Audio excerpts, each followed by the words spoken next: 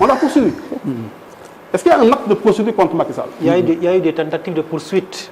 kañ la woon. D'abord le député Guy Marius Sagna dugaloon na benn ñu bloqué ko. bloqué ci bureau bi. à l'Assemblée ñu fa ëppale. ñoom. ñoom la majorité. C'est pour répondre à une question mooy. bi posé xam nga tentative de poursuite. je dis en tout cas man li ma xam. waaw dafa bàyyi ko président mu àggali. au moins il y a des initiatives qui ont été faites. Parce que comme dañuy topp fait aussi dañuy wax les faits. Guy Marius Sagna a tenté une première fois ñu bloqué ko parce que vice de procédure. loolu benn la ensuite le groupe parlementaire PASTEF revient tout récemment dugal benn foofu également bloqué donc il y a eu des initiatives des tentatives même si ça n'aboutit pas léegi. donc tentative yu am. oui c'est pas l'opposition qui l'a bloqué. non c'est la majorité. c'est le pouvoir ñi ko dugal ñoo ko bloqué bon d'accord ok. oui léegi loolu am na ñu ñëw ba Macky Sall léegi candidature am officielle maintenant. mu am pratiquement ñaari posture ñii nee nañ ñoom ils soutiennent am ñu jàpp ne comme li madame Mbacké wax Macky Sall ak sa sortie du pouvoir ça ne plaide pas à sa faveur. ni mu génnee nguur gi.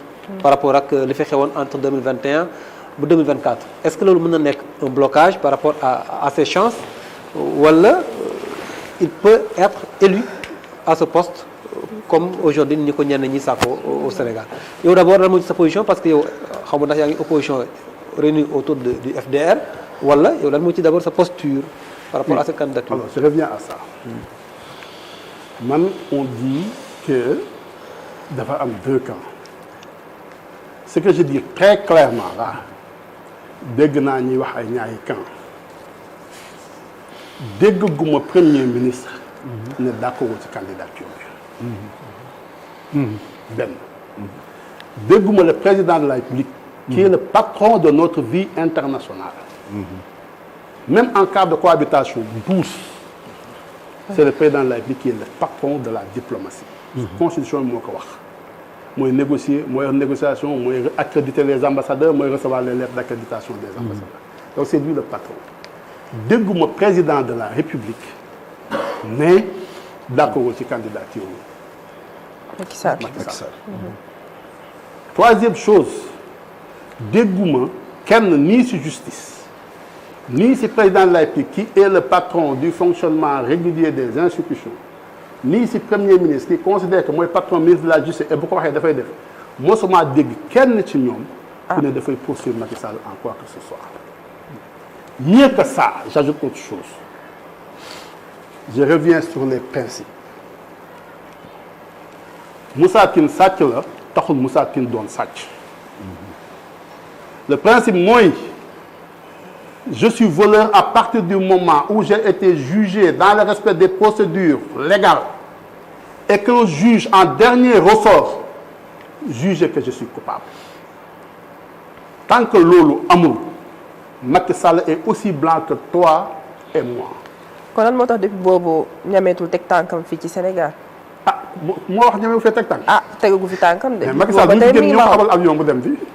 si mais depuis boobu ñëwaatu fi. waaw mais bëri jàpp nañ xëy na xam na dañ fi bàyyi moo tax. foofu sax y a un problème gis nga li mu wax nii man loolu laay dégg nit ñi di wax ñimeetul teg tànkam ñimeetul teg tànkam. c'est-à-dire gisaguñ ko. mais pas ñimeekul parce que kenn wóorul ndax ñime na wala ñimeekul. non Macky Sall y a une forte tradition. non c'est pas le problème c'est pas ça le problème.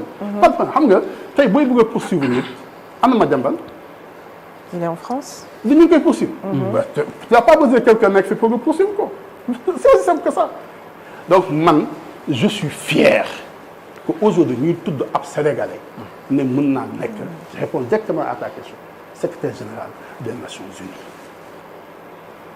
et lu ñu Youssou Ndour indil Sadio Mané indil ñu ko ñoom El Hadj Diouf indil ñu ko Macky Sall mën nañu ko indil en termes de notoriété et fexe Sénégal nekk sur le Conseil des Nations je suis tout à fait d'accord moi je me rappelle une année là j'étais aux États-Unis xam nga lu ñu xam fii da nga laaj ñu naan Sénégal ñu ne Sénégal wuti Égypte la nekk.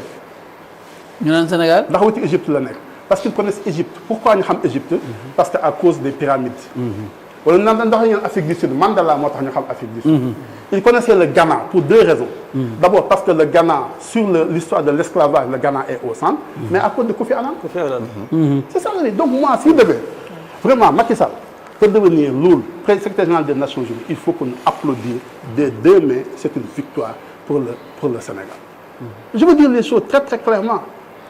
Man ñi koy wax yëpp ñu ne du nekk secrétaire général des Nations Unies bëgguñu mu nekk kan moi je sais pas lan la leen di wàññi dañ ko yéenewul quoi bu nekkee secrétaire lan lay wàññi Sénégal yokkuñu yeeg lu mu def donc moi je soutiens absolument que mu déposer sa candidature. Maintenant il y a des difficultés c'est vrai parce que de suñu tour c'est vrai mais je suis sûr que bu Macky Sall décidé dafa nekk candidat c'est il y a une chance qui s'offre à nous parce que li ñu jàppoon mooy ne année bii Amérique latine, Amérique du Sud, moo war a jël poste secrétaire général. Mais ces règles des Nations Unies, effectivement, am na ay exceptions yi am de temps en temps. Peut-être qu'on est dans cette exception-là.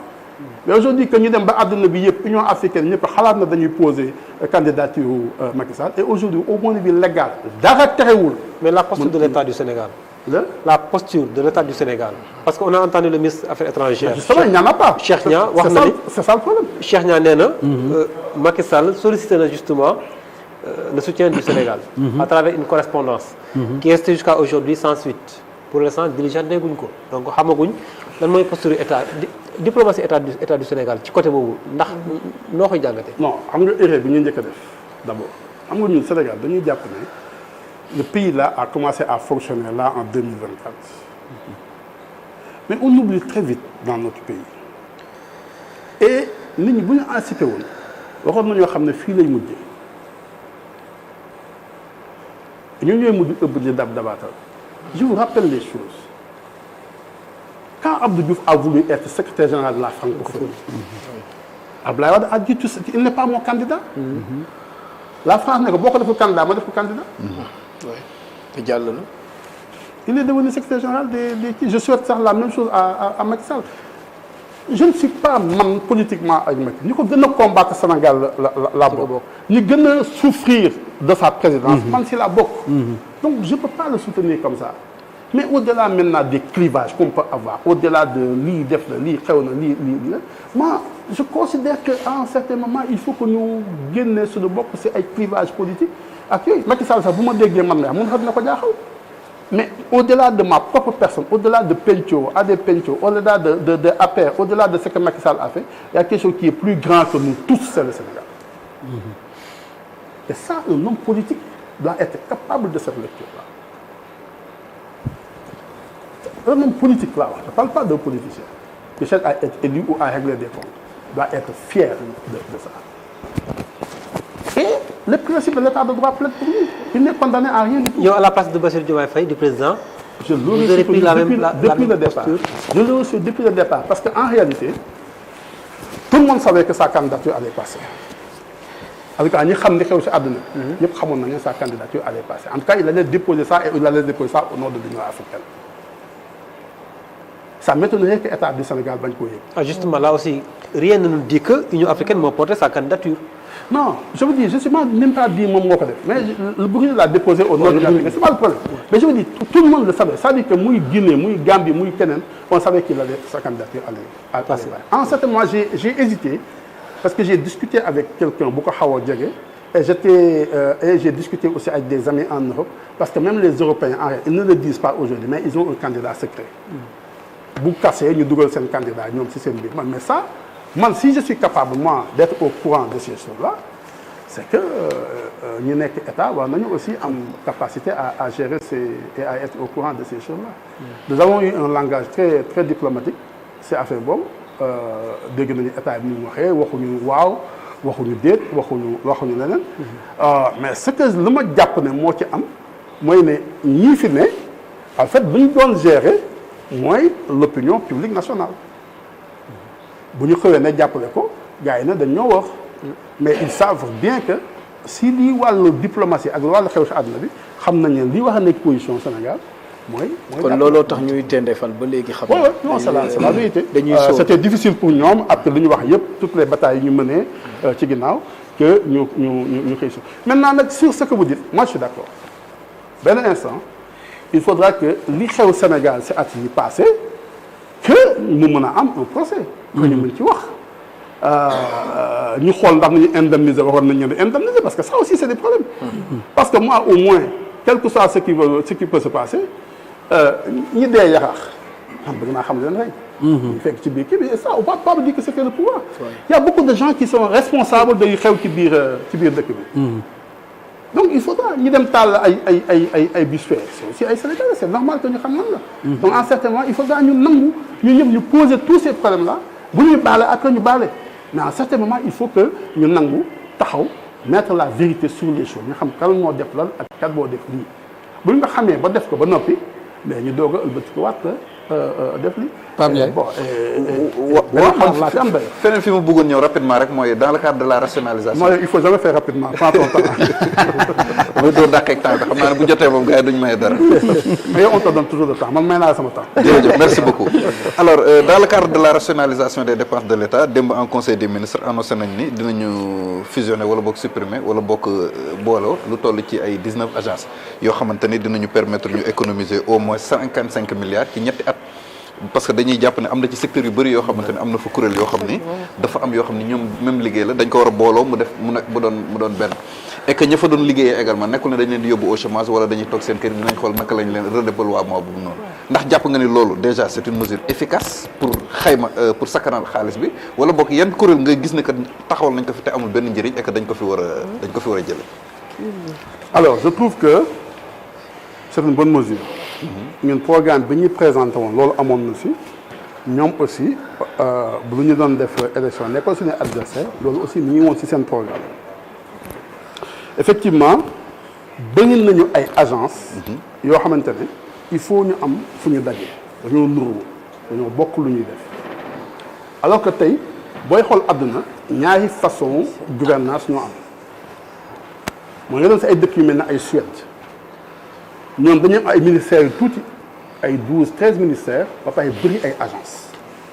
parce que ñoom lu ñuy privilégier mooy que la pratique opérationnalité donc ils ont peu de ministères et beaucoup d'agents ñu ay agents yu bëri rattachés nañ si ay ministères d'autres pays dañoo am ay ministères yu bëri am tuuti agence yenn pays noonu la ñu am ñu ne dañoo am ay agences yu bëri am ministères yu bëri ñaar yi moo am parce que yaa da ngay lii coow li mooy da ngay créer beaucoup de budget da nga koy affecté au fonctionnement donc sa capacité d'investissement effectivement moom ngay wàññi.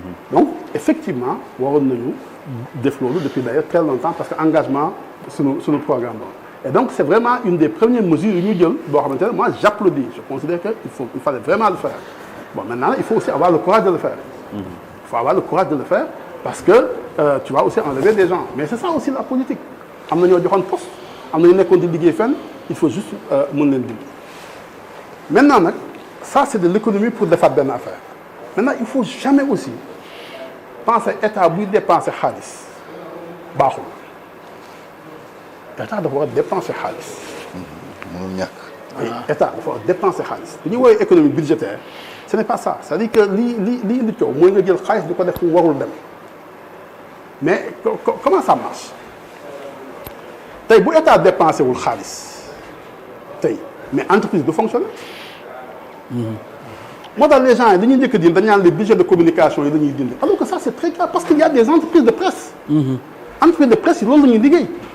yéen ñi nekk groupe de Walfadjri état bi mooy def ay dépenses de communication des publicités def leneen ñëw def ko ci seen rajo yi. waa ji créer emploi kooku di ñëw di fa liggéey di fayeeku fii. Walfadjri di fay impôt état bi. ñuy fay code de salaire code de di jënd li ñuy jaay si boutique naar yi. jënd lii seen sponsor yi di jaay. sponsor bi di jarle moom tamit mu recruter waat ay nit comme mi ngi jaay mi ngi jarle mu recruter waat ay nit pour entreprise bi gën a parce que entreprise baa ngi màgg. di gën a joxe ay salaire ba pare di gën a fay état bi impôt. donc boo xëyee suba teel nga nag bourse état bi en fait tu bloques l'économie. Il y a des réflexions comme ça yu ñuy def yoo xamante ne l'État ne marchera pas comme ça boo koy def en fait da ngay bloquer sa propre économie. moo tax bi ñu xëyee benn instant aussi ñu ne waaw dañoo bëgg a subventionner courant bi ma ne bon ni ngeen koy subventionner ñu ne non dañuy subventionner première tranche bi je dis waaw c'est bien ça. yokk beneen bi dina subvention bi sur la troisième tranche je dis mais faites attention réfléchissez c'est très facile. ñu nekk première tranche je dis léegi yéen lii ngeen doon fay wàññil lañ leen ko bon d'accord. donc ñooñu effectivement wàññil nga leen nga dem yokk troisième tranche bi boulangerie bi si troisième tranche bi la bokk. bisikoñ bi troisième tranche la bokk donc moom lu muy fay courant day gën a cher lu muy fay courant bu gënee cher mburu mi muy jaay day gën a cher mburu bi kañ la koy jaay ci nga wàññi woon première tranche bi donc l'économie est systémique on ne peut pas se lever nii xëy suba teel bon on fait des déclarations d'intention oui on va faire ça c'est pas des solutions. seulement dañ naan dañ bëgg a jàppale néew di doole gi ba ki mënal boppam ñu bàyyi ko mu débrouiller boppam. oui mais mooy même ci bés. mooy lu ma expliqué xam nga foofu def nga ko. même ci bés carburant bi aussi noonu lañ ko defee. oui mais je veux dire xam nga loolu la pompe ki nga xam ne moom mënul le taximan par exemple di war a am versement ñu wàññil ko waaye Moussa Tine président bi nga xam ne moom mën na def plein te du ko yëg ñu bàyyi ko mu débrouiller maanaam c'est ça à la base la logique de l'État quoi. amel nga ma 20 bons d'essence pour ma dem ah oui bi tey. pour ma demee 20 bons d'essence. parce que daf may defal plein essence. amal na la. na ngeen ma ko jox woote leen ngeen. d'accord. oui mais je suis en train de dire ça c'est vrai c'est-à-dire xam nga dafa am ay xalaat yoo xamante ne dafay nuyu xalaat bu rafet boo ko waxee ñëpp tàccu mais je veux dire boo demee ba ci fin bi. tu te rends compte que li nga bëggoon doo ko am. c'est l'effet contraire ngay am. effet contraire bi ngay am parce que yow danga ne man néew di doole laa kii néew di doole dama koy wàññil courant bi. moom fu mu doon fay léegi 7000 francs léegi 5000 lay fay je dis d'accord kooku wàññil nga ko. mais nga ne léegi damay yokk troisième tranche bi subvention bi nekkoon si troisième tranche dama koy dindi. may la bon d'accord kooku dama koy yokkal kooku léegi fu mu doon fayee 200 moom léegi 300 lay fay mais troisième tranche boobu boulangerie bi si la bokk. boulangerie bi moom au lieu muy fay 200 300 lay fay. donc moom mburu bi mu doon jaay ça coûte plus cher bu ñu koy defar. facteur de production yokk nga ko. donc moom mburu bi mu doon jaayee 200 ba pare mënatu ko jaay 200 250 la koy jaay. donc ki nga wàññi loon fii moom léegi bu mu doon jënd mburu bi 200 léegi 250 la koy jëndee. léegi la mu wàññi fee da koy dugal fii. da koy dugalaat fii c'est ça l'économie malheureusement ou heureusement moo tax il faut pas xëy rek suba waaw damay def kii damay def le non l'État c'est beaucoup plus compliqué que ça il faut vraiment en avoir une bonne intelligence. et ça c'est ce que je dis là moo tax di. sànq bi nga wax mais xëy na li ñu reproché état souvent mooy yaa ngi wax sànq état dafa war a dépenser mais ce qu'on reproche souvent à l'état c'est souvent les dépenses li ñu woowee les dépenses de prestige. je suis d'accord au détriment de l'investissement. je suis d'accord c'est ça que je te dis moo tax ma ne d'accord naa suñuy dindi agence yi parce que fonctionnement bi nga doon def ci biir agence yi dafay changer dem feneen xam nga après bon y a beaucoup de facteurs yuy jouer yuy tax ngay dépenser beaucoup daal moo tax ñii di wax ci agence c'est la vérité. par exemple logement yi mënuñu wax par exemple ku ñu fal au lieu ngay ñu la jox logement nga des sa kër di xëyee sa kër dem liggéey loolu mënta ne. c'est possible ça aussi hein mais il faudra après aussi maîtriser le coût xam nga yenn saa yi aussi dañuy def des choses bon y a des choses que je veux pas révéler il y a beaucoup de niches yu état mën a def effectivement ay économie c'est la vérité bon ba yenn saa yi waa ji nga xam ne moo nekk quand ministre de l'intérieur nga fal ko mi ngi dëkkoon HLM Las Palmas. pour des raisons de sécurité tu ne peux pas le laisser mu dëkk fële il est obligé d'être proche du palais d'être proche du ministère de l'intérieur parce que le poste de commandement foofu la le ministre des forces armées mënut a sori le président parce que souvent il y a des questions yoo xam ne dafay poser wu le président a besoin de toi tout de suite le poste de truc ça une chose moo tax gis nga yenn saa les généraux c'est que yenn saa yi même on a créé des complexes nous autres ces hommes politiques yi vous vous rappelez là bi ñuy doog a yegg si après on a des ministres ñu jóge woon on leur a dit waaw léegi boo nekkee ministre boo wàccee effectivement dañ la war a fay 6 mois de salaire ñu ne duñ ngeen ko fay moi je suis pas ministre mais je suis pas d'accord pourquoi Pape Ndiaye est ici à Walfadjri